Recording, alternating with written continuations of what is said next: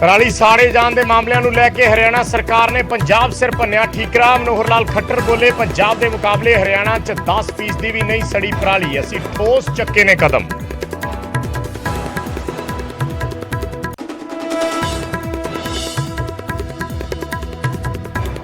पराली साड़े जाण दे मामलिਆਂ ਤੇ सख्त हुई मान सरकार। लुधियाना 'ਚ खेतीबाड़ी महकमे का वड्डा एक्शन। 1,92,000 का किया जुर्माना। 57 किसानों के रिकॉर्ड च रेड एंट्री। पराली साड़े जाण तो रोकने लई नंबरदारां दीआं लाईआं ड्यूटियां तो शुरू होया विवाद। नंबरदारां ने किया सरकार के फैसले का विरोध तो कांग्रेस MP गुरजीत औजला बोले, कानून लागू करना सरकार का काम ना कि नंबरदारां दा। जलंधर च मुठभेड़ तो बाद 5 बदमाश काबू। पंजाब ते दिल्ली पुलिस ने सांझे ऑपरेशन च दबोचिया एक दी तलाश हले भी जारी। मानसा पुलिस नूं 9 नवंबर तक मिलिया दीपक टीनू दा रिमांड। बर्खास्त CIA इंचार्ज प्रितपाल सामने बिठा के टीनू तो की जाएगी पुछगिछ। मजीठिया की जमानत नूं चुनौती देने की तैयारी च पंजाब सरकार। सूत्रां मुताबक जल्द ही सुप्रीम कोर्ट च पाई जाएगी special leave petition. Drugs case च मजीठिया नूं हाई कोर्ट तो मिली हुई है जमानत। फाजिलका नगर कौंसल की बैठक च जबरदस्त हंगामा। आपस च उलझे आप वर्कर। बैठक च हुई तिखी तकरार। बठिंडा च देखिया तेज रफ्तार का कहर। आपस च टकराइयां 3 गड्डियां। एक गड्डी का इंजन होया वख, 2 लोग जख्मी। पठानकोट के पिंड डिमकू च एक महिला की बेरहमी नाल कुੱਟਮਾਰ। डांगा नाल महिला ते कीते वार। बुरी तरह जख्मी हुई महिला अस्पताल दाखिल। पुलिस ने 9 लोगों खिलाफ दर्ज किया मामला।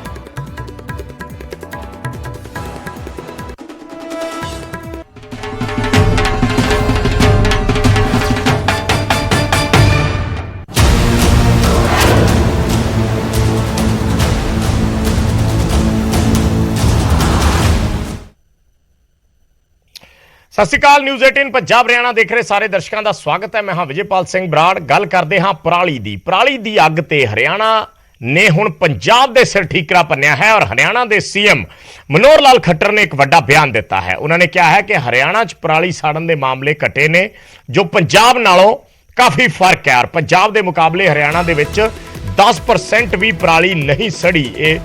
हरियाणा के CM वालों बने बयान दिता गया है। उन्होंने कहा है कि पंजाब के धुएं का असर हरियाणा के विच आया है जो चंडीगढ़ से भी पैंदा है। उन्होंने कहा कि असी पराली प्रबंधन के लिए ठोस कदम चुके ने पर पंजाब दे विच कदम नहीं चुके गए। इस करके पंजाब च साड़ी पराली का असर हरियाणा ते चंडीगढ़ के इलाके दे विच पै रहा है। पराली के जलाने का एक बना हुआ सिस्टम जो किसान जलाते रहे हैं। हमने बहुत जागरूकता पैदा की। हमने थोड़ा कठोरता भी बरती, दंडित भी किया, FIR भी कराई, जुर्माने भी लगाए हैं। फिर भी अभी एकदम मैं कहूँ कि उसको शून्य हम ले पाए हैं या शून्य कर पाए हैं जलाने को, ऐसा नहीं है। लेकिन अगर हम पंजाब के साथ तुलना करते हैं तो पंजाब का हम 10% भी हम उसमें नहीं हैं, 10% के आसपास हैं।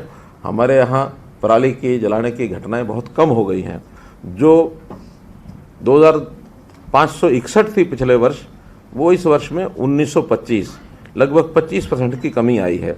जबकि पंजाब में 1925 हमारी हैं, उनके यहाँ 13,873 हैं। तो इतना अंतर है। हालांकि पंजाब को भी इस प्रकार का NGT ने डायरेक्शन दिए बार बार, और हम भी अपील करेंगे कि पॉल्यूशन जो किसी स्टेट एक में नहीं रहता। पराली तो एक ही प्रदेश में जलेगी लेकिन उसके दुष्परिणाम जो होंगे वो पूरे इलाके में होते हैं। उसको कोई लिमिटेशन नहीं है, कोई उसकी सीमा नहीं है। तो उस प्रदूषण का असर तो आखिर हरियाणा में पड़ेगा, चंडीगढ़ में पड़ेगा, चंडीगढ़ में भी पड़ेगा, बढ़ते बढ़ते दिल्ली तक भी असर होता है, गुड़गांव में भी असर होता है। तो हरियाणा के मुख्यमंत्री मनोहर लाल ने क्या है कि पंजाब नालों हरियाणा दे विच 10% भी पराली के केस जिहड़े है वो सामने नहीं आए। उन्होंने कहा कि हरियाणा दे विच बहुत घट है इस बारी पराली सड़ी है क्योंकि उन्होंने कंट्रोल किया है, सख्ती की है, चलान कट्टे ने, जुर्माने किए ने और इस करके फर्क पिया उत्थे। पर पंजाब दे विच लगातार पराली साड़न के मामले वधे ने और उन्हां दा असर नाल दे सूबे यानी हरियाणा और चंडीगढ़ प्रदेश से भी पै रहा है। सो ये बयान दिता गया हरियाणा के CM मनोहर लाल वालों।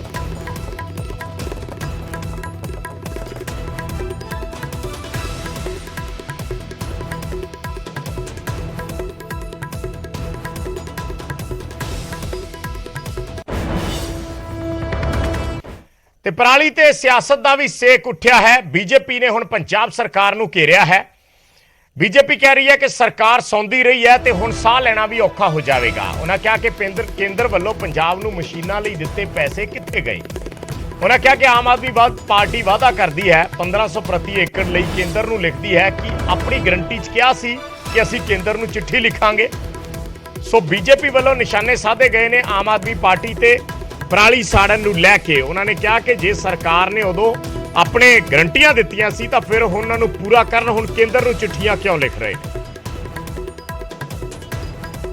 ਬੋਰਡ ਨਾ ਸਿਰਫ ਦਿੱਲੀ ਦੇ ਅੰਦਰ ਬਲਕਿ ਚੋਣਾਂ ਤੋਂ ਪਹਿਲਾਂ ਪੰਜਾਬ ਦੇ ਅੰਦਰ ਵੀ ਲਗਾਏ ਗਏ ਕਿ ਕੇਜਰੀਵਾਲ ਸਾਹਿਬ ਨੇ ਫਾਰਮੂਲਾ ਇਜਾਦ ਕਰ ਲਿਆ ਹੈ ਕਿ ਉਹ ਪਰਾਲੀ ਦੇ ਜਲਾਨ ਦੀ ਸਮੱਸਿਆ ਤੋਂ ਨਿਜਾਤ ਦਿਲਾ ਸਕਦੇ ਆ।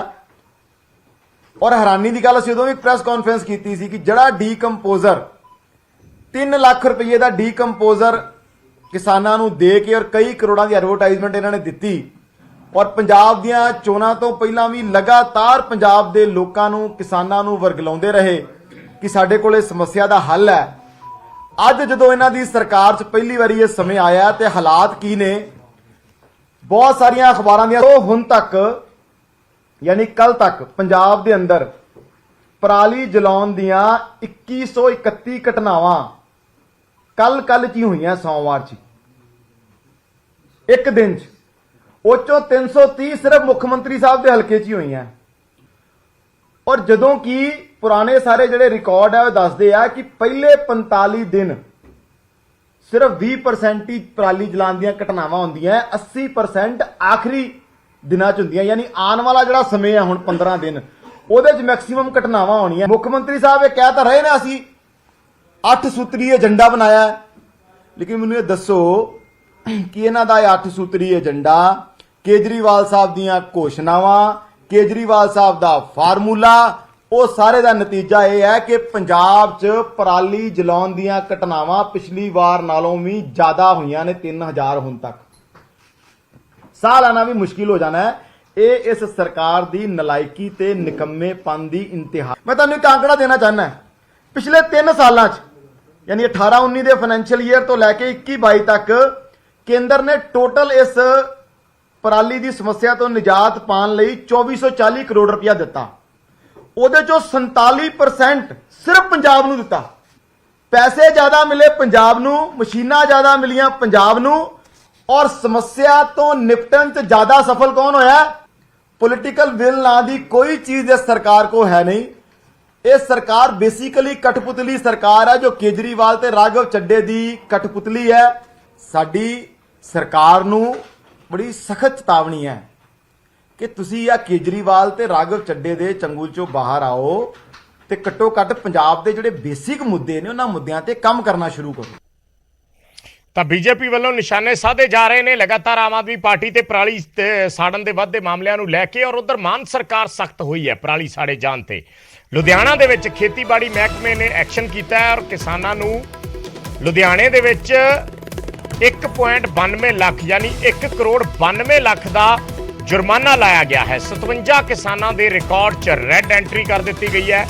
ਲੁਧਿਆਣਾ 'ਚ ਹੁਣ ਤੱਕ ਪਰਾਲੀ ਸਾੜਨ ਦੇ 750 ਮਾਮਲੇ ਸਾਹਮਣੇ ਆਏ ਨੇ। ਸੋ ਹੁਣ ਤੱਕ ਸਰਕਾਰ ਨੇ ਇਹ ਐਕਸ਼ਨ ਨਹੀਂ ਕੀਤਾ ਸੀ ਜਾਂ ਕਿਸੇ ਤੇ ਕੋਈ ਰੈੱਡ ਐਂਟਰੀ ਨਹੀਂ ਕੀਤੀ ਸੀ ਜਾਂ ਕਿਸੇ ਦਾ ਜੁਰਮਾਨਾ ਨਹੀਂ ਕੀਤਾ ਸੀ, ਪਰ ਹੁਣ ਲੁਧਿਆਣਾ ਦੇ ਵਿੱਚ ਇਹ ਐਕਸ਼ਨ ਦਿਖਿਆ ਔਰ ਖੇਤੀਬਾੜੀ ਮਹਿਕਮੇ ਨੇ 1 ਕਰੋੜ 92 ਲੱਖ ਰੁਪਇਆ ਜਿਹੜਾ ਹੈ ਉਹ ਜੁਰਮਾਨਾ ਕੀਤਾ ਹੈ ਪਰਾਲੀ ਸਾੜਨ ਦੇ ਮਾਮਲਿਆਂ ਨੂੰ ਲੈ ਕੇ, ਔਰ 57 ਕਿਸਾਨਾਂ ਦੇ ਰਿਕਾਰਡ ਦੇ ਵਿੱਚ ਰੈੱਡ ਐਂਟਰੀ ਕਰ ਦਿੱਤੀ ਗਈ ਹੈ।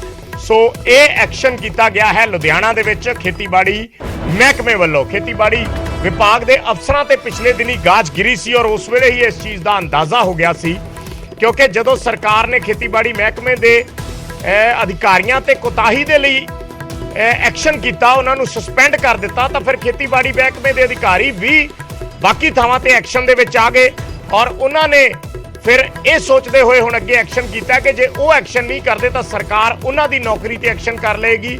ਫਿਰ ਇਸ ਕਰਕੇ ਉਹਨਾਂ ਨੇ ਵੀ ਜਿਹੜੀ ਪੁਰਾਣੀ ਢਿੱਲ ਸੀ ਉਸ ਨੂੰ ਛੱਡਦੇ ਹੋਏ ਕਿਸਾਨਾਂ ਨੂੰ ਜੁਰਮਾਨੇ ਕਰਨੇ ਸ਼ੁਰੂ ਕਰ ਦਿੱਤੇ ਨੇ। 1 ਕਰੋੜ 92 ਲੱਖ ਰੁਪਇਆ ਜੁਰਮਾਨਾ ਜਿਹੜਾ ਹੈ ਉਹ ਲੁਧਿਆਣਾ ਦੇ ਵਿੱਚ ਕਿਸਾਨਾਂ ਨੂੰ ਕੀਤਾ ਗਿਆ ਔਰ 57 ਕਿਸਾਨਾਂ ਤੇ ਰੈੱਡ ਐਂਟਰੀ ਕਰ ਦਿੱਤੀ ਗਈ ਹੈ ਉਹਨਾਂ ਦੇ ਰਿਕਾਰਡ ਦੇ ਵਿੱਚ।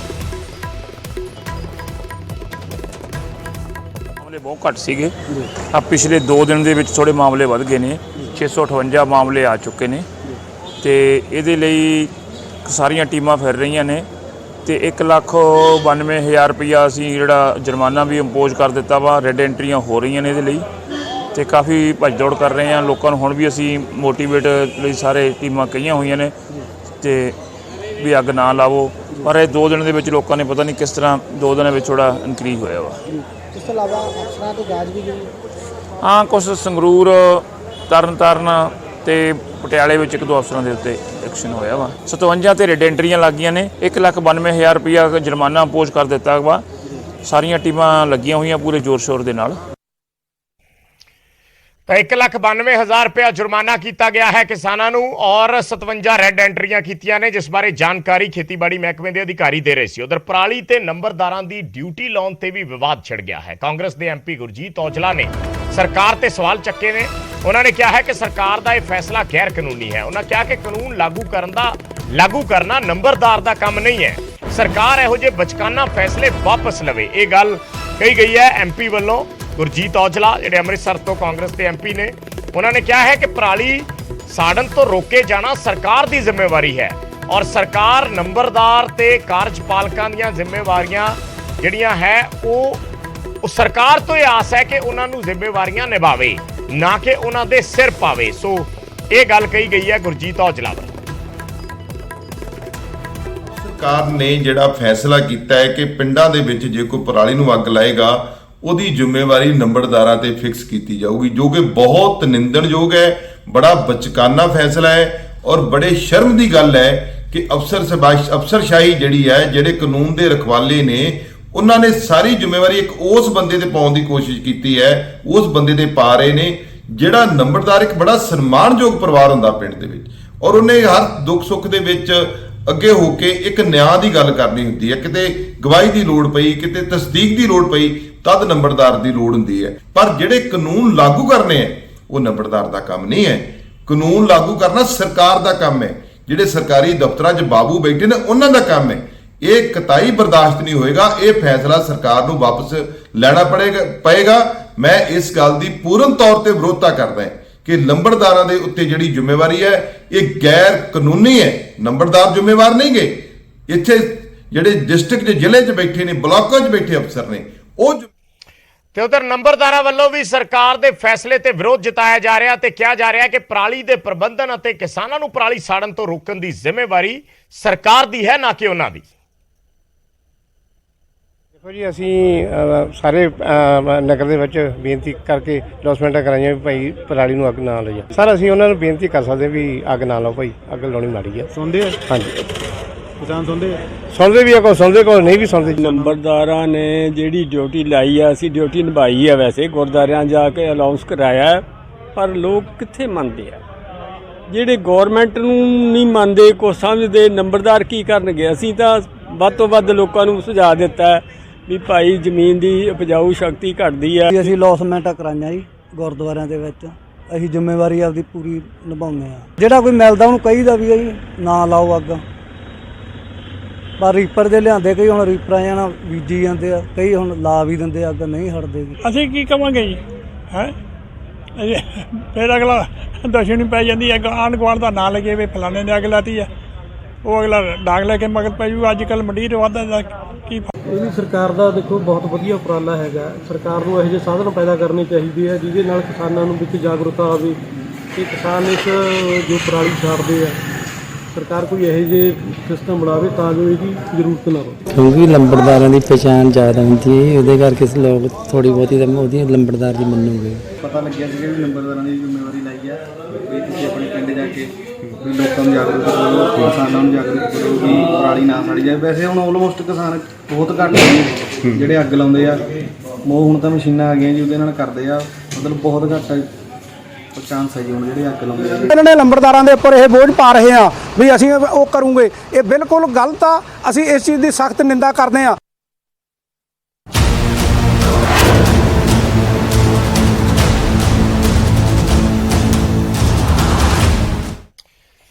ਤੇ ਕੁਝ ਹੋਰ ਖਬਰਾਂ ਦਾ ਰੁਖ ਕਰਦੇ ਹਾਂ। ਪੰਜਾਬ ਦੇ ਮੁੱਖ ਮੰਤਰੀ ਭਗਵੰਤ ਮਾਨ ਨੇ ਜਗਰਾਉਂ ਦੇ ਵਿੱਚ ਜੱਚਾ ਬੱਚਾ ਹਸਪਤਾਲ ਦਾ ਉਦਘਾਟਨ ਕੀਤਾ ਔਰ ਸੀਐਮ ਨੇ ਇਸ ਮੌਕੇ ਕਿਹਾ ਕਿ ਸਰਕਾਰ ਵਧੀਆ ਸਿਹਤ ਸਹੂਲਤਾਂ ਦੇਣ ਦੇ ਲਈ ਵਚਨਬੱਧ ਹੈ ਔਰ ਉਹਨਾਂ ਕਿਹਾ ਕਿ ਅਸੀਂ ਇੱਕ ਇੱਕ ਕਰਕੇ ਆਪਣੀਆਂ ਗਰੰਟੀਆਂ ਪੂਰੀਆਂ ਕਰ ਰਹੇ ਹਾਂ, ਪੰਜਾਬ ਦੇ ਖਜ਼ਾਨੇ ਨੂੰ ਭਰਨ ਦੀ ਕੋਸ਼ਿਸ਼ ਕਰ ਰਹੇ ਹਾਂ ਔਰ ਲੋਕਾਂ ਵੱਲ ਅਸੀਂ ਖਜ਼ਾਨੇ ਦਾ ਮੂੰਹ ਖੋਲ ਰਹੇ ਹਾਂ। ਇਹ ਗੱਲ ਸੀਐਮ ਵੱਲੋਂ ਇਹ ਬਿਆਨ ਦਿੱਤਾ ਗਿਆ ਹੈ। ਉਹਨਾਂ ਕਿਹਾ ਹੈ ਕਿ ਅਸੀਂ ਜਨਤਾ ਦੇ ਹਿੱਤ 'ਚ ਫੈਸਲੇ ਲੈ ਰਹੇ ਹਾਂ। ਅੱਜ ਸੀਐਮ ਵੱਲੋਂ ਹਸਪਤਾਲ ਦਾ ਉਦਘਾਟਨ ਕੀਤਾ ਗਿਆ ਸੀ।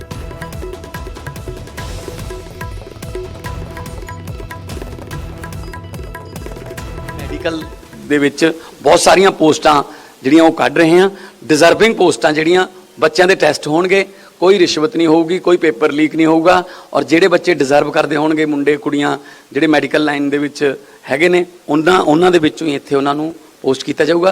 ਕਿਉਂਕਿ ਹਸਪਤਾਲ ਬਣਾਉਣ ਦਾ ਉਹਨਾਂ ਚਿਰ ਕੋਈ ਫਾਇਦਾ ਨਹੀਂ ਜਿੰਨਾ ਚਿਰ ਉੱਥੇ ਸਟਾਫ ਨਹੀਂ। ਵਿਰੋਧੀ ਪਾਰਟੀਆਂ ਕਹਿੰਦੀਆਂ ਸੀ ਪੈਸਾ ਕਿੱਥੋਂ ਆਊਗਾ, ਬਿਜਲੀ ਫ੍ਰੀ ਕਿਵੇਂ ਕਰੋਗੇ, ਹਸਪਤਾਲ ਕਿੱਥੋਂ ਬਣਾਓਗੇ, ਪੈਸਾ ਕਿੱਥੋਂ ਆਊਗਾ, ਇਹ ਤੁਸੀਂ ਨੌਕਰੀਆਂ ਕਿਵੇਂ ਦਿਓਗੇ, ਕੱਚੇ ਅਧਿਆਪਕਾਂ ਨੂੰ ਪੱਕੇ ਕਿਵੇਂ ਕਰੋਗੇ, ਪੈਸਾ ਕਿੱਥੋਂ ਆਊਗਾ। ਮੈਨੂੰ ਇਸ ਗੱਲ ਦਾ ਪਤਾ ਸੀ, ਉਹਨਾਂ ਨੂੰ ਪਤਾ ਨਹੀਂ ਸੀਗਾ। ਅਸਲ 'ਚ ਮੈਨੂੰ ਇਸ ਗੱਲ ਦਾ ਪਤਾ ਸੀ ਕਿ ਤੁਸੀਂ ਜ਼ਿਆਦਾ ਨਾ ਪੁੱਛੋ, ਪੈਸਾ ਤੁਹਾਡੇ 'ਚੋਂ ਹੀ ਆਊਗਾ, ਪੈਸਾ ਉਹਨਾਂ 'ਚੋਂ ਹੀ ਆ ਰਿਹਾ ਹੈ।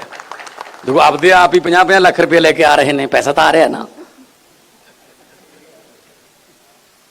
ਦੇਖੋ ਜਿਹੜਾ ਬੰਦਾ ਕਰੋੜ ਰੁਪਈਆ ਰਿਸ਼ਵਤ ਇਸ ਕਰਕੇ ਦੇ ਰਿਹਾ ਕਿ ਮੇਰਾ ਨਾਂ ਕੱਢ ਦਿਓ ਵਿੱਚੋਂ, ਫਿਰ ਕਿੰਨੇ ਕਰੋੜ ਨੂੰ ਬਚਾਉਂਦਾ ਹੋਊਗਾ ਉਹ ਕਿ 1 ਕਰੋੜ ਦੇ ਕੇ ਮੇਰੇ ਇੰਨੇ ਕਰੋੜ ਬਚ ਜਾਣਗੇ। ਜਦੋਂ 50 ਲੱਖ ਰੁਪਇਆ ਲੈ ਕੇ ਵਿਜੀਲੈਂਸ ਦੇ ਅਫਸਰਾਂ ਕੋਲ ਆਇਆ ਤਾਂ ਮੈਨੂੰ ਵਿਜੀਲੈਂਸ ਦੇ ਚੀਫ ਦਾ ਫੋਨ ਆਇਆ ਕਿ ਸੀਐਮ ਸਾਹਿਬ ਐਦਾਂ ਕਰਕੇ 50 ਲੱਖ ਰੁਪਇਆ ਰਿਸ਼ਵਤ ਲੈ ਕੇ ਆਇਆ ਕਿ ਮੇਰਾ ਨਾਮ ਕੱਢ ਦਿਓ, ਹੁਣ ਕੀ ਕਰੀਏ।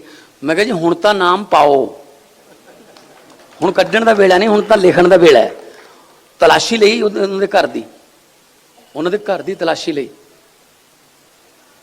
ਬਾਕੀ ਤਾਂ ਚਲੋ ਜਿਹੜਾ ਰਜਿਸਟਰੀਆਂ ਜਾਂ ਹੋਰ ਬੇਨਾਮੀ ਪ੍ਰਾਪਰਟੀ ਦਾ ਸਾਜੋ ਸਮਾਨ ਤਾਂ ਮਿਲਿਆ। ਇੱਕ ਨੋਟ ਗਿਣਨ ਵਾਲੀ ਮਸ਼ੀਨ ਮਿਲੀ ਹੈ। ਕੋਈ ਘਰੇ ਨੋਟ ਗਿਣਨ ਵਾਲੀ ਮਸ਼ੀਨ ਰੱਖਦਾ ਜੀ? ਘਰੇ ਨੋਟ ਗਿਣਨ ਵਾਲੀ ਮਸ਼ੀਨ ਰੱਖਦਾ ਕੋਈ? ਜਾਂ ਤਾਂ ਬੈਂਕ ਕੋਲੇ ਹੁੰਦੀ ਹੈ ਜਾਂ ਫਿਰ ਜਿਹੜਿਆਂ ਨੇ ਬੈਂਕਾਂ ਲੁੱਟੀਆਂ ਨੇ ਜਾਂ ਲੋਕ ਲੁੱਟੇ ਨੇ ਉਹਨਾਂ ਕੋਲੇ ਹੁੰਦੀ ਹੈ। ਮਤਲਬ ਇੰਨਾ ਜ਼ਿਆਦਾ ਪੈਸਾ ਹੋਊਗਾ ਉਹਨਾਂ ਕੋਲੇ ਕਿ ਸਾਰੇ ਟੱਬਰ ਦਾ ਥੁੱਕ ਮੁੱਕ ਗਿਆ ਨੋਟ ਗਿਣਦਿਆਂ ਦਾ। ਉਹ ਕਹਿੰਦੇ ਮਸ਼ੀਨ ਲਿਆਓ ਜੀ। 9,053 ਏਕੜ ਜ਼ਮੀਨ ਰਸੂਖਦਾਰਾਂ ਕੋਲੋਂ ਛਡਾ ਲਈ, ਪੰਚਾਇਤਾਂ ਨੂੰ ਦੇਤੀ। ਪੈਸਾ ਇੱਥੋਂ ਆਊਗਾ ਔਰ 9,053 ਚੋਂ ਲਗਭਗ 7500 ਤੋਂ 7600 ਦੇ ਲਗਭਗ ਪੰਚਾਇਤੀ ਜ਼ਮੀਨ ਹੈ। ਉਹਦੇ ਵਿੱਚ ਤੀਜਾ ਹਿੱਸਾ ਐਸਸੀ ਬਰਾਦਰੀ ਦਾ ਹੈ।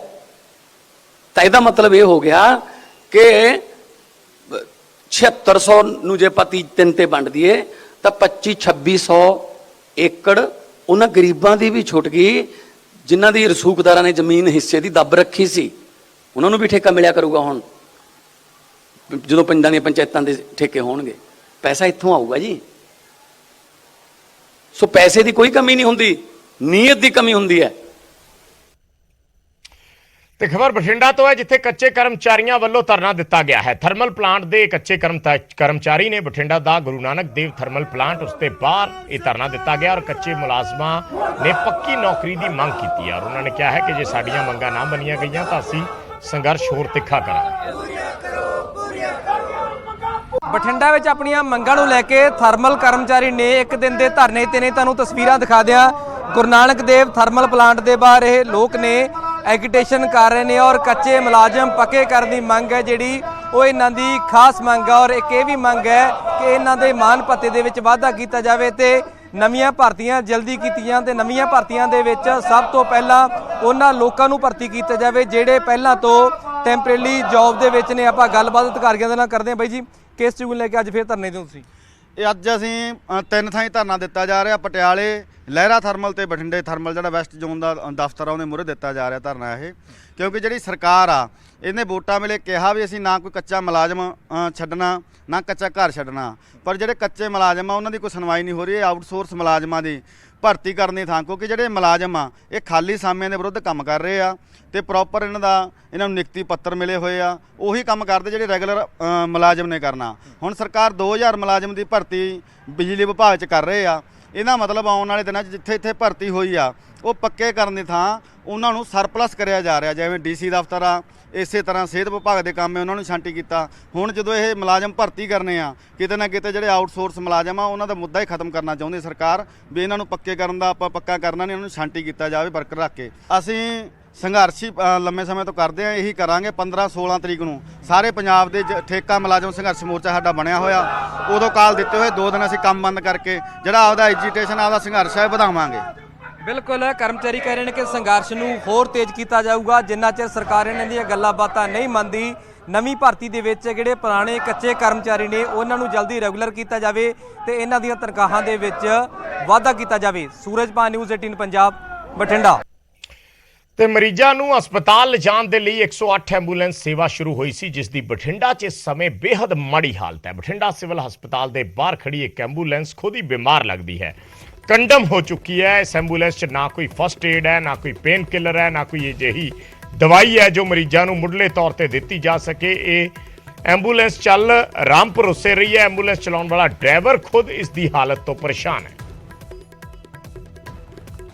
ਸਰਕਾਰ ਵੱਲੋਂ 108 ਐਂਬੂਲੈਂਸ ਸੇਵਾ ਸ਼ੁਰੂ ਕੀਤੀ ਗਈ ਸੀ, ਪਰ ਹੁਣ ਇਹ ਸੇਵਾ ਦਮ ਤੋੜਦੀ ਨਜ਼ਰ ਆ ਰਹੀ। ਤੁਸੀਂ ਤਸਵੀਰਾਂ ਵੇਖ ਸਕਦੇ ਹੋ, ਤਸਵੀਰਾਂ ਦੇ ਵਿੱਚ ਇਹ ਜਿਹੜੀ ਐਂਬੂਲੈਂਸ ਹੈ 108 ਨੰਬਰ ਡਾਇਲ ਕਰਦੇ ਐਂਬੂਲੈਂਸ ਤੁਹਾਨੂੰ ਮਿਲਦੀ ਹੈ ਤੇ ਕਿਤੇ ਵੀ ਐਮਰਜੈਂਸੀ ਹੋਵੇ, ਦੁਰਘਟਨਾ ਹੋਵੇ, ਉਸ ਜਗ੍ਹਾ ਤੋਂ ਪੇਸ਼ੈਂਟ ਨੂੰ ਹਸਪੀਟਲ ਤੱਕ ਇਹ ਐਂਬੂਲੈਂਸ ਲੈ ਕੇ ਆਉਂਦੀ ਹੈ। ਪਰ ਤੁਸੀਂ ਤਸਵੀਰਾਂ ਵੇਖ ਸਕਦੇ ਹੋ ਕਿ ਆਖਿਰਕਾਰ ਇਹਨਾਂ ਦੀਆਂ ਹਾਲਾਤ ਕਿਸ ਤਰ੍ਹਾਂ ਦੇ ਹੁੰਦੇ ਆ ਰਹੇ ਨੇ ਕਿ ਬਾਡੀ ਹੈ ਜਿਹੜੀ ਪੂਰੀ ਕੰਡਮ ਹੁੰਦੀ ਨਜ਼ਰ ਆ ਰਹੀ ਹੈ ਔਰ ਐਂਬੂਲੈਂਸ ਹੈ ਜਿਹੜੀ ਉਹ ਖੁਦ ਬਿਮਾਰ ਨਜ਼ਰ ਆ ਰਹੀ ਹੈ। ਤਸਵੀਰਾਂ ਤੁਹਾਨੂੰ ਅੰਦਰ ਦੀਆਂ ਵੀ ਦਿਖਾਵਾਂਗੇ ਕਿ ਆਖਿਰਕਾਰ ਅੰਦਰ ਕਿਸ ਤਰ੍ਹਾਂ ਦੇ ਪ੍ਰਬੰਧ ਨੇ, ਕਿਉਂਕਿ ਸਭ ਤੋਂ ਜ਼ਰੂਰੀ ਹੁੰਦੀ ਹੈ ਫਸਟ ਏਡ, ਮੁੱਢਲੀ ਸਹਾਇਤਾ। ਮੁੱਢਲੀ ਸਹਾਇਤਾ ਦੇ ਲਈ ਅੰਦਰ ਜਿਹੜਾ ਸਮਾਨ ਹੈ ਉਹ ਜ਼ਰੂਰੀ ਹੋਣਾ ਜ਼ਰੂਰੀ ਹੈ, ਬੇਸ਼ੱਕ ਉਹ ਪੱਟੀਆਂ ਹੋਣ ਜਾਂ ਮੌਕੇ ਦੇ ਨਾਲ ਤੇ ਇੰਜੈਕਸ਼ਨ ਹੋਵੇ, ਟੇਬਲੇਟਸ ਹੋਣ। ਤੁਸੀਂ ਅੰਦਰ ਦਾ ਨਜ਼ਾਰਾ ਦੇਖ ਸਕਦੇ ਹੋ ਕਿ ਅੰਦਰ ਕਿਸ ਤਰ੍ਹਾਂ ਦੇ ਹਾਲਾਤ ਨੇ। ਕੰਡਮ ਹੈ ਜਿਹੜੀ ਇਹ ਐਂਬੂਲੈਂਸ ਹੁੰਦੀ ਨਜ਼ਰ ਆ ਰਹੀ ਹੈ। 2 ਮਿੰਟ ਪਹਿਲਾਂ ਹੁਣੇ ਇੱਥੇ ਇੱਕ ਐਮਰਜੈਂਸੀ ਲੈ ਕੇ ਐਂਬੂਲੈਂਸ ਵਾਲੇ ਪਹੁੰਚੇ ਨੇ, ਕਹਿ ਰਹੇ ਨੇ ਕਿ ਅੰਦਰ ਸਮਾਨ ਹੈ ਜਿਹੜਾ ਉਹ ਸਮਾਨ ਫਿਲਹਾਲ ਜੋ ਫਸਟ ਏਡ ਵਾਸਤੇ ਜ਼ਰੂਰੀ ਹੈ ਉਹ ਅੰਦਰ ਮੌਜੂਦ ਨਹੀਂ ਹੈ, ਤਾਂ ਕਰਕੇ ਜਿਹੜੇ ਇਸ ਨੂੰ ਚਲਾਉਣ ਵਾਲੇ ਨੇ, ਚਾਹੇ ਉਹ ਡਰਾਈਵਰ ਹੋਵੇ ਚਾਹੇ ਅਟੈਂਡੈਂਸ ਨੇ, ਉਹ ਕਿਤੇ ਨਾ ਕਿਤੇ ਜਾ ਕੇ ਪਰੇਸ਼ਾਨ ਨਜ਼ਰ ਆਣੇ। ਫਸਟ ਏਡ ਦੇ ਵਿੱਚ ਕੀ ਆਪਾਂ ਨੂੰ ਐਕਸੀਡੈਂਟ ਕੇਸ ਦੇ ਵਿੱਚ ਕਾਟਨ ਜਾਂ ਪੱਟੀਆਂ, ਬੈਂਡੇਜ ਵਗੈਰਾ ਚਾਹੀਦੀਆਂ ਹੁੰਦੀਆਂ, ਜਾਂ ਲਾਸਟ ਦੇ ਹਥਿਆਰ ਹੁੰਦਾ ਆਪਦਾ ਇੱਕ ਪੇਨ ਕਿਲਰ ਇੰਜੈਕਸ਼ਨ। ਇਹਦੇ ਵਿੱਚ ਬਹੁਤ ਟਾਈਮ ਤੋਂ ਅਸੀਂ ਮੰਗ ਕਰ ਰਹੇ ਹਾਂ ਕਾਟਨ ਸਾਨੂੰ ਦਿੱਤੀ ਜਾਵੇ। ਨਾ ਤਾਂ ਇਹਦੇ ਵਿੱਚ ਕਾਟਨ ਆਈ ਹੈ, ਨਾ ਇਹਦੇ ਵਿੱਚ ਕੋਈ ਪੇਨ ਕਿਲਰ ਆਇਆ। ਜਦੋਂ ਦੋਨੇ ਚੀਜ਼ਾਂ ਸਾਡੇ ਕੋਲ ਹੈ ਨਹੀਂ ਗੀਆਂ ਫਿਰ ਅਸੀਂ ਕਿੱਥੋਂ ਲਾਵਾਂਗੇ? ਸਾਡੀ ਤਨਖਾਹ ਕੋਈ 9000 ਰੁਪਏ ਤਨਖਾਹ ਅਸੀਂ ਪੱਲਿਓਂ ਦਾ ਹੁਣ ਰੱਖ ਨਹੀਂ ਸਕਦੇ ਇਹਦੇ ਵਿੱਚ ਕੋਈ। ਫਸਟ ਏਡ ਜਦੋਂ ਹੈ ਹੀ ਨਹੀਂ, ਬਸ ਮਰੀਜ਼ ਆਪਦਾ ਇੱਕ ਚੱਕ ਕੇ ਉਹਨੂੰ ਟਿਕਾਣੇ ਤੇ ਪਹੁੰਚਾ ਦਿੰਦੇ ਆ। ਚਲੋ ਉਹਦੀ ਉਮਰ ਵਧੀ ਹੁੰਦੀ ਹੈ, ਉਹ ਆਪਦਾ ਵਧੀਆ ਸਹੀ ਸਲਾਮਤ ਪਹੁੰਚ ਜਾਂਦਾ। ਬਿਲਕੁਲ 108 ਹੈ ਉਹ ਦਮ ਤੋੜਦੀ ਨਜ਼ਰ ਆ ਰਹੀ ਹੈ, ਕਿਉਂਕਿ ਜਿਹੜੀਆਂ ਸਹੂਲਤਾਂ ਇਸ 108 ਦੇ ਵਿੱਚ ਦਿੱਤੀਆਂ ਸੀ ਸਰਕਾਰ ਨੇ, ਉਹ ਸਹੂਲਤਾਂ ਫਿਲਹਾਲ ਨਜ਼ਰ ਨਹੀਂ ਆ ਰਹੀਆਂ। ਬੇਸ਼ੱਕ ਫਸਟ ਏਡ ਕਿੱਟ ਹੋਵੇ, ਕਾਟਨ ਹੋਵੇ, ਇੰਜੈਕਸ਼ਨ ਹੋਣ ਜਾਂ ਮੈਡੀਸਨ ਹੋਵੇ, ਉਹ ਇਹਨਾਂ ਐਂਬੂਲੈਂਸਾਂ ਦੇ ਵਿੱਚੋਂ ਗਾਇਬ ਹੋ ਚੁੱਕੇ ਨੇ। ਸੂਰਜਪਾਨ ਨਿਊਜ਼ 18 ਪੰਜਾਬ ਬਠਿੰਡਾ। ਤੇ ਲੁਧਿਆਣਾ ਦੇ ਗਿਆਸਪੁਰਾ ਇਲਾਕੇ 'ਚ ਗੈਸ ਏਜੰਸੀ 'ਚ ਕਾਰਬਨ ਡਾਈਆਕਸਾਈਡ ਗੈਸ ਲੀਕ ਹੋਣ ਦੀ ਵਜ੍ਹਾ ਨਾਲ ਸਹਿਮ ਦਾ ਮਾਹੌਲ ਬਣ ਗਿਆ। 5 ਲੋਕ ਬੇਹੋਸ਼ ਹੋ ਗਏ ਔਰ ਕਰੜੀ ਮਸ਼ੱਕਤ ਦੇ ਨਾਲ ਹਾਲਾਤ ਤੇ ਕਾਬੂ ਪਾਇਆ ਗਿਆ।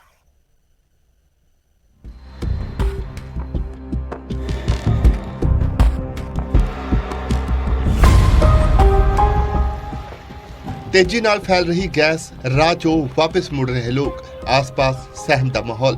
ਇਹ ਤਸਵੀਰਾਂ ਨੇ ਲੁਧਿਆਣਾ ਦੇ ਗਿਆਸਪੁਰਾ ਇਲਾਕੇ ਦੀਆਂ, ਜਿੱਥੇ ਇੱਕ ਗੈਸ ਏਜੰਸੀ 'ਚ ਕਾਰਬਨ ਡਾਈਆਕਸਾਈਡ ਗੈਸ ਲੀਕ ਹੋ ਗਈ ਤੇ ਇਸ ਗੈਸ ਨੂੰ ਇਨਹੇਲ ਕਰਨ ਨਾਲ ਇਨਸਾਨ ਬੇਹੋਸ਼ ਹੋ ਸਕਦਾ ਹੈ ਤੇ ਜ਼ਿਆਦਾ ਸਮਾਂ ਇਨਹੇਲ ਕਰਨ ਨਾਲ ਮੌਤ ਵੀ ਹੋ ਸਕਦੀ ਹੈ।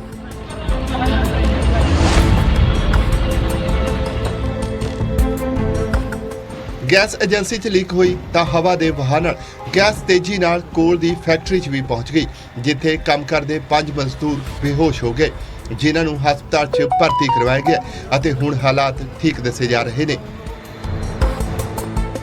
8 बजे बंदे का आया जो सर 5 बंदे आपका लेटा हुआ है, बेहोश है, जल्दी हो। तब तक मैं वहीं से निकलने से पहले एम्बुलेंस को फ़ोन कर दिया, साथ में पुलिस चौकी कंफर्म कर दिया।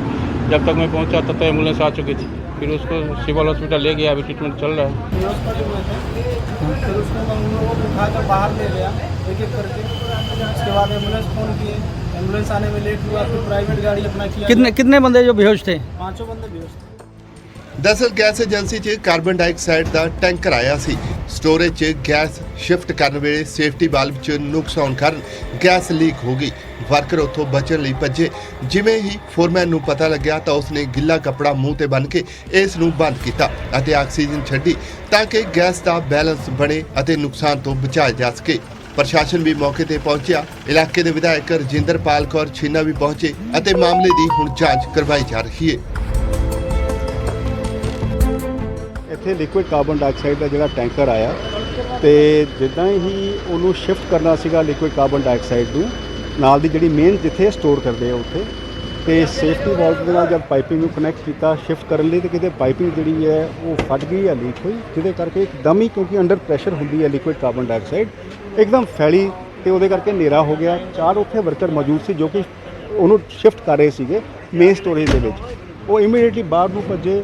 ਜਿਹੜੀ ਸਥਿਤੀ ਹੈ ਅੰਡਰ ਕੰਟਰੋਲ ਹੈ, ਕੋਈ ਫਿਲਹਾਲ ਵੱਡਾ ਹਾਦਸਾ ਹੋਣ ਤੋਂ ਬਚ ਗਿਆ, ਲੇਕਿਨ ਇਹਦੀ ਜਾਂਚ ਜ਼ਰੂਰ ਹੋਏਗੀ ਤੇ ਇੱਕ ਟੀਮ ਬਣੇਗੀ, ਜਾਂਚ ਹੋਏਗੀ, ਜਿਹੜਾ ਦੋਸ਼ੀ ਪਾਇਆ ਗਿਆ ਉਹਦੇ ਤੇ ਕਾਰਵਾਈ ਹੋਏਗੀ। ਗਨੀਮਤ ਰਹੀ ਕਿ ਇਸ ਹਾਦਸੇ 'ਚ ਕੋਈ ਵੀ ਜਾਨੀ ਨੁਕਸਾਨ ਨਹੀਂ ਹੋਇਆ। ਫੋਰਮੈਨ ਦੀ ਸੂਝ-ਬੂਝ ਨੇ ਵੱਡਾ ਨੁਕਸਾਨ ਹੋਣ ਤੋਂ ਬਚਾ ਲਿਆ, ਪਰ ਇਹ ਹਾਦਸਾ ਇਸ ਤੋਂ ਵੀ ਵੱਡਾ ਹੋ ਸਕਦਾ ਸੀ। ਜ਼ਰੂਰਤ ਹੈ ਕਿ ਅਜਿਹੇ ਹਾਦਸੇ ਦੀ ਗੰਭੀਰਤਾ ਨਾਲ ਜਾਂਚ ਹੋਵੇ ਤਾਂ ਕਿ ਐਸਾ ਮੁੜ ਨਾ ਵਾਪਰੇ। ਲੁਧਿਆਣਾ ਤੋਂ ਰੋਹਿਤ ਗੌੜ, ਨਿਊਜ਼ 18 ਪੰਜਾਬ।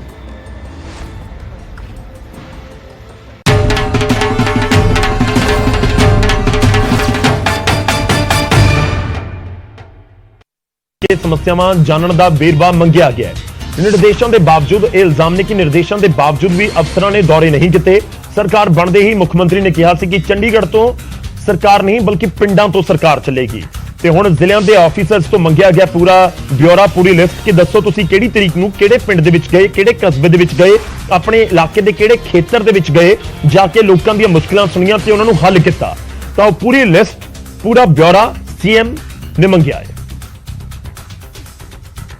ਕਹਿੰਦੇ ਕਿ ਜਿਹੜੇ ਅਫਸਰ ਨੇ ਉਹ ਤਾਂ ਅਜੇ ਵੀ ਸਰਕਾਰੀ ਦਫ਼ਤਰਾਂ, ਸੈਕਟਰੀਏਟ ਹਰ ਥਾਂ ਤੇ ਬੈਠੇ ਨੇ, ਉਹ ਸੱਥਾਂ ਤੱਕ ਪਹੁੰਚੇ ਹੀ ਨਹੀਂ। 7 ਮਹੀਨਿਆਂ 'ਚ ਮੁੱਖ ਮੰਤਰੀ ਨੇ ਰਿਪੋਰਟ ਮੰਗ ਲਈ ਹੈ। ਤੁਹਾਡੇ ਮਹਿਕਮੇ ਦੀ ਰਿਪੋਰਟ ਕੀ ਕਹਿੰਦੀ ਹੈ ਕਿ ਜਿਹੜੇ ਤੁਹਾਡੇ ਵੱਖ-ਵੱਖ ਡਿਪਾਰਟਮੈਂਟ ਨੇ ਅਫਸਰ ਇੱਥੇ ਸੈਕਟਰੀਏਟ ਤੋਂ ਚੱਲ ਰਹੇ ਨੇ ਜਾਂ ਸੱਥਾਂ ਤੱਕ ਪਹੁੰਚੇ ਨੇ, ਪੰਜਾਬ 'ਚ ਜਾ ਕੇ ਜ਼ਮੀਨੀ ਪੱਧਰ ਤੇ ਕੀ ਦਿੱਕਤਾਂ ਨੇ ਉਹਨੂੰ ਹੱਲ ਕਰਨ ਦਾ ਕੋਸ਼ਿਸ਼ ਕਰ ਰਹੇ? ਬਹੁਤ ਹੀ ਮਾਨਯੋਗ ਮੁੱਖ ਮੰਤਰੀ ਦੇ ਭਗਵੰਤ ਮਾਨ ਜੀ, ਉਹਨਾਂ ਦਾ ਵਿਜ਼ਨ ਇਹਦੇ ਪਿੱਛੇ ਹੀ ਸੀਗਾ ਕਿ ਗਰਾਊਂਡ ਜ਼ੀਰੋ ਤੇ ਜਾ ਕੇ ਜਿੱਥੇ ਕੋਈ ਪ੍ਰੋਜੈਕਟ ਚੱਲ ਰਹੇ ਆ ਕਿਤੇ ਅਫਸਰ ਦੇ ਜਾਣਾ ਬਹੁਤ ਜ਼ਰੂਰੀ ਹੈ, ਉਹਨੂੰ ਵਿਜ਼ਿਟ ਕਰਨਾ ਬਹੁਤ ਜ਼ਰੂਰੀ ਹੈ, ਜਾਂ ਕੋਈ ਯੋਜਨਾ ਲਾਗੂ ਕਰਨੀ ਹੈ ਉੱਥੇ ਜਾ ਕੇ ਦੇਖਿਆ ਜਾਵੇ। ਇਹ